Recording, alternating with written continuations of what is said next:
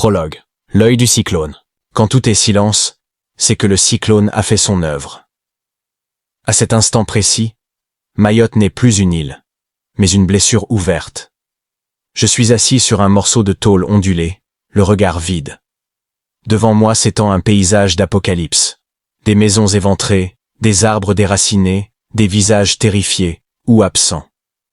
Je peux encore entendre les hurlements du vent comme un écho dans ma tête, bien qu'il se soit apaisé.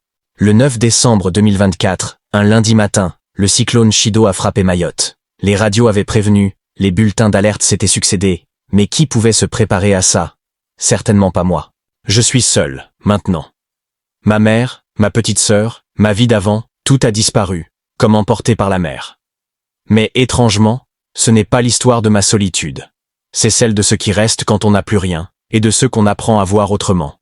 Chapitre 1. L'alerte ignorée.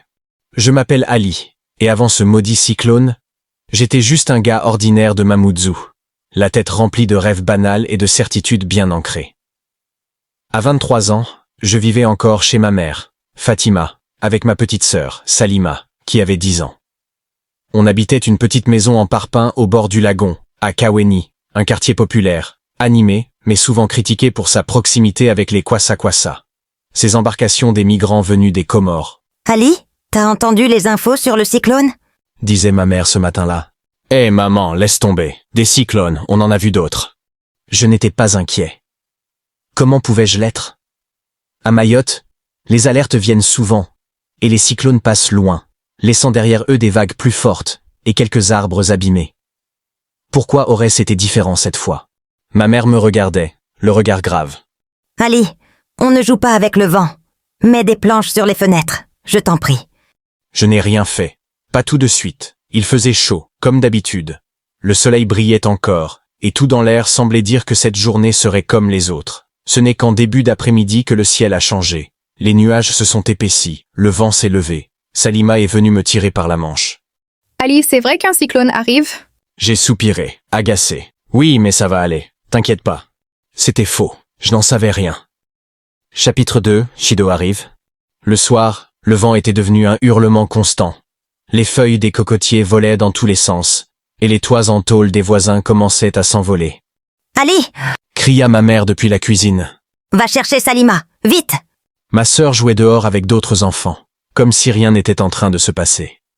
Je l'ai ramenée de force, pestant contre son insouciance. « Tu veux te faire emporter ou quoi? Tu crois que c'est un jeu ?» Elle ne répondait pas, mais ses yeux me regardèrent avec peur. Ce n'était pas de moi qu'elle avait peur, mais de ce vent, de cette force invisible qui commençait à secouer le monde. On s'est enfermé dans la chambre la plus solide, une pièce minuscule sans fenêtre. Le toit tremblait, les murs vibraient. Je tenais Salima dans mes bras et ma mère murmurait des prières en shimaoré.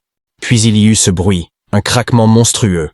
Le toit a été arraché. La pluie s'est abattue sur nous, glaciale, brutale. Tout est allé si vite. Une vague d'eau a inondé la maison. Ma mère hurlait, Salima s'accrochait à moi. J'essayais de tenir, mais le mur s'est effondré et l'eau m'a emporté. Je n'ai jamais entendu le cri de Salima s'éteindre. Mais je l'ai ressenti. Chapitre 3, l'après-Chido. Quand je me suis réveillé, je n'étais plus chez moi. J'étais allongé dans la boue, entouré de débris, tremblant de froid. Autour de moi, c'était un monde détruit. Des maisons réduites en miettes, des corps flottant dans l'eau stagnante. Je me suis levé, titubant. « Maman, Salima !» Personne ne répondait. Mes jambes m'ont conduit à travers les ruines. J'ai vu des visages familiers, des voisins, des amis. Tous silencieux, perdus. J'ai croisé Ismaël, un gars du quartier. « Ali, tu es vivant !» Je n'ai pas répondu. C'était une question inutile. Ce n'était pas moi qui comptais. Où étaient ma mère, ma sœur? C'est en cherchant que je suis tombé sur eux, les migrants. Ils étaient assis près des ruines de leur embarcation, une dizaine de personnes, trempées, frigorifiées. Parmi eux, une femme tenait un bébé contre elle. Un homme plus âgé fixait l'horizon, silencieux. J'ai ressenti une colère sourde. Qu'est-ce qu'ils faisaient encore là? « Vous cherchez quoi ici ?» leur ai-je lancé. Personne n'a répondu. Enfin, presque personne. La femme a levé les yeux vers moi. « Besoin d'aide ?» C'était ironique. Moi, l'enfant de Mayotte, aidé par eux, ceux que je méprisais. Mais j'ai hoché la tête, incapable de parler. Ils se sont levés, et sans un mot, Ils ont commencé à fouiller les débris. Chapitre 4. L'humanité dans le chaos. Les jours qui ont suivi furent une lutte constante. Avec les migrants, nous avons formé un groupe étrange. Eux, qui n'avaient rien à perdre, et moi, qui avais déjà tout perdu. Petit à petit, j'ai appris leurs noms. Nadja, la femme au bébé, et Samir, l'homme silencieux. Ils étaient devenus des Comores sur un kwassa-kwassa, fuyant la misère pour trouver un avenir meilleur. Mais Shido n'avait épargné personne. Un soir, autour d'un maigre feu de camp, Samir m'a raconté leur voyage. Tu crois qu'on veut venir ici?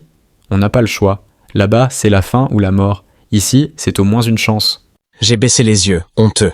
Toutes ces fois où j'avais dit qu'ils n'étaient pas les bienvenus. Désolé. Ai-je murmuré.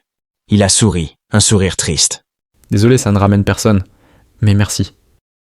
Chapitre 5. Le sacrifice. Un matin, nous avons entendu parler d'un bateau qui partirait pour Madagascar. Mais il n'y avait que quelques places. Le dilemme était cruel. Qui resterait? Qui partirait? La nuit suivante, une tempête inattendue a frappé, moins forte que Shido, mais suffisante pour emporter ce qu'il restait. Nadja a perdu son bébé. Elle hurlait, inconsolable. J'ai nagé, cherché, mais il était trop tard. C'est ce cri qui m'a décidé. « Samir, prends ma place sur le bateau », ai-je dit. Il a refusé, mais au matin, je l'ai poussé à monter. Moi, je resterai. Conclusion, l'espoir dans les ruines. Aujourd'hui, je suis toujours à Mayotte. Chaque matin, je regarde le lagon, pensant à ma mère, à Salima, à tous ceux que Shido m'a volés. Mais je pense aussi à Samir, à Nadja, à ceux que j'ai appris à voir autrement. Le cyclone a détruit bien plus que des maisons. Il a détruit mes préjugés, et il a planté une graine d'espoir.